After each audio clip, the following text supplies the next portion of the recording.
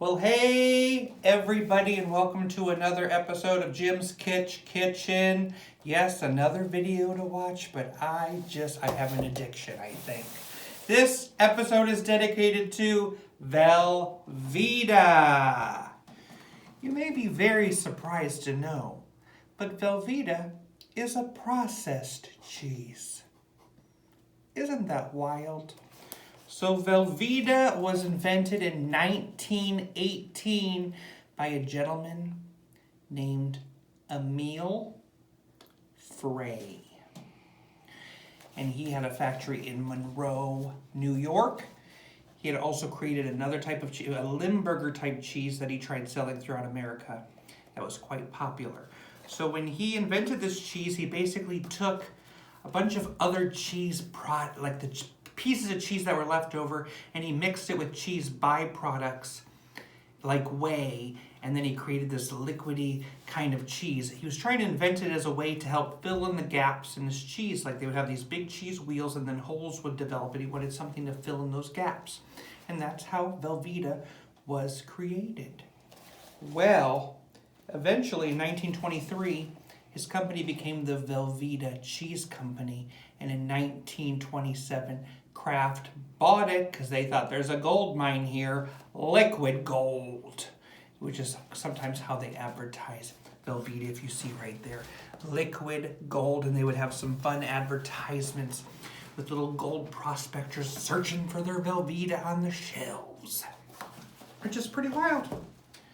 In the 1930s, they used to advertise Velveeta as a healthy food. So I'm going to put a little comment in this video so you can see the advertisements of it being advertised as a healthy food. I'll do another one on it being called liquid gold, and another one when they would say Colby, Swiss, and cheddar, blend them all together, Velveeta, which is great. So the name Velveeta came because it was the description of the taste. They said Velveeta tasted velvety smooth. And there's where they came with Velveeta. So Velveeta, as you know, melts very easily and it becomes like a liquid goo. And they say, when they would make recipes back in the day, one of the best recipes for Velveeta is that you melt it up and you pour it over a toasted peanut butter and pickle sandwich. It's true. Google it. So nowadays, it's all about Velveeta and mac and cheese. I think the mac and cheese has been around since the 70s, and people love to take their Velveeta and create lots of cheese dips. Add those Rotel tomatoes, add those chili beans, and you got yourself a lovely dip for the sports parties. Okay. So I have created a dish for us to try. We are going to be trying something made from Velveeta, Velveeta Fudge. Okay, Velveeta Fudge, here it is. I've made two types of Velveeta Fudge. I made a dark chocolate Velveeta Fudge and a peanut butter Velveeta Fudge.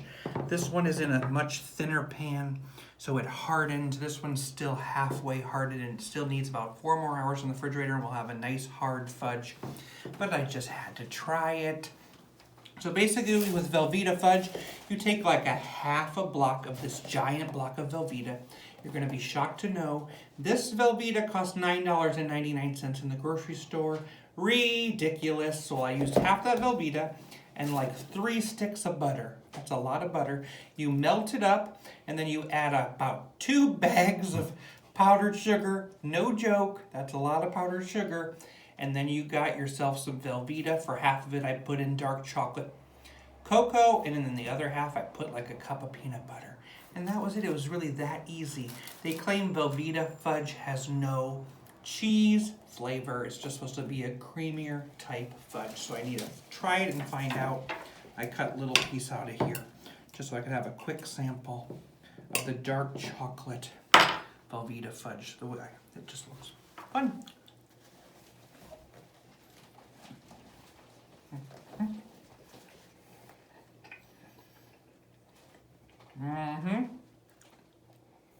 It has a great texture. It's very smooth.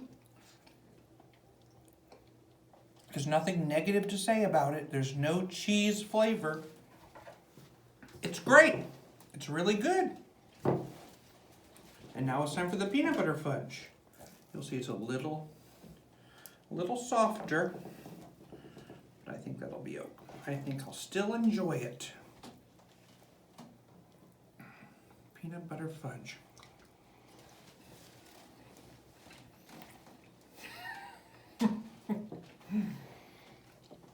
Yes, I love that one even more. It's because this is soft and this is hard. I'm going to spread a little bit of this peanut butter fudge on top of the dark chocolate fudge, and then I think we're going to have the perfect fudge. There's no doubt about it. This is fudge heaven. Thank you for coming to Jim's Kitsch Kitchen.